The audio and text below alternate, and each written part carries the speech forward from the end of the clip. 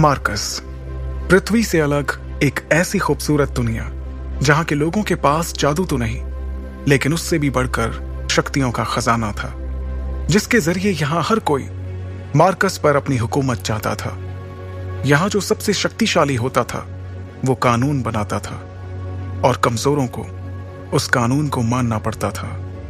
Marcus के सबसे जाने माने साम्राज्यों में से एक था ओहान साम्राज्य, और ओहान साम्राज्य का एक बड़ा खास शहर था मेसोडोरिया शहर। मेसोडोरिया शहर के खुले से मैदान में आज सैकड़ों लोगों की भीड़ जमा थी। ये सभी शक्ति स्तंभ के जरिए अपनी अपनी शक्तियों के सितारों को परखना चाहते थे। इस स्तंभ पर 9 सितारे थे, जिन्हें पाकर ही आप शक्तियों के अगले रैंक पर जा सकते थे। ध्रुव 3 साल पहले शक्ति स्तंभ पर 9वें सितारे को पा चुका था, लेकिन अचानक उसकी शक्तियां तीसरे सितारे पर आकर रुक गईं, और तभी से ध्रुव वापस से 9वें सितारे को पाने के लिए मेहनत कर रहा था। अपनी इसी शक्ति के सितारे को परखने के लिए ध्रुव सैकड़ों लोगों की भीड़ में खड़े होकर अपनी बारी का इंतजार कर रहा था। अपने दोनों हाथों की मुट्ठी को बंद कर ध्रुव ने खुद को भरोसा दिलाते हुए कहा, इस साल मैंने जी तोड़ मेहनत की है।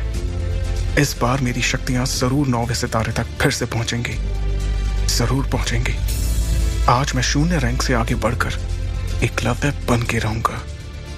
तभी एक घोषणा सभी के कानों में गूंजी, और अब अपनी शक्तियों को परखने वाले अगले शख्स का नाम है ध्रुव। जैसे ही ध्रुव का नाम पुकारा गया, वो लोगों की भीड़ से निकलकर बाहर आया और अपने कदमों को धीरे धीरे बढ़ाते हुए ऊंचाई पर रखे एक बड़े से पथरीले स्तंभ की ओर बढ़ने लगा, जिसका नाम था शक्ति स्तंभ। शक्ति स्तंभ के ठीक सामने पहुंचने के बाद ध्रुव के जहन में कई बातें चल रही थीं। ध्रुव जब सिर्फ 4 साल का था, तब से उसने प्रैक्टिस करना शुरू कर दिया था, और 10 साल की उम्र तक तो वो 9वें सितारे तक पहुंच गया था। फिर 11 की उम्र में वो 0 रैंक से एकलव्य रैंक पर आ गया था।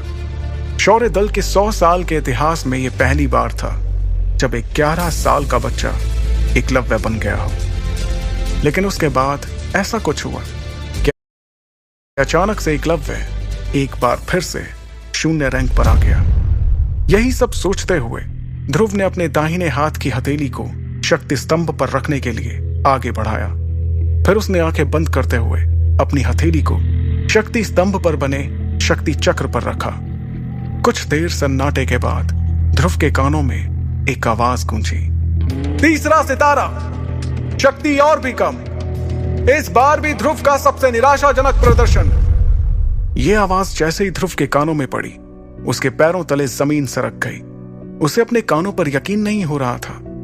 जैसे ही उसने अपनी आंखें खोली, शक्ति स्तंभ पर गड़े हुए 2 शब्दों तीसरा सितारा ने उसके सपनों को चकनाचूर कर दिया। उसे बिल्कुल भी समझ नहीं आ रहा था कि आखिर ऐसा कैसे हो सकता था। इस बार तो उसने हर बार से ज्यादा मेहनत की थी। शक्ति स्तंभ के सामने खड़े ध्रुव ने अपने आप से बड़बड़ाते हुए कहा, नहीं नहीं, ऐसा नहीं हो सकता।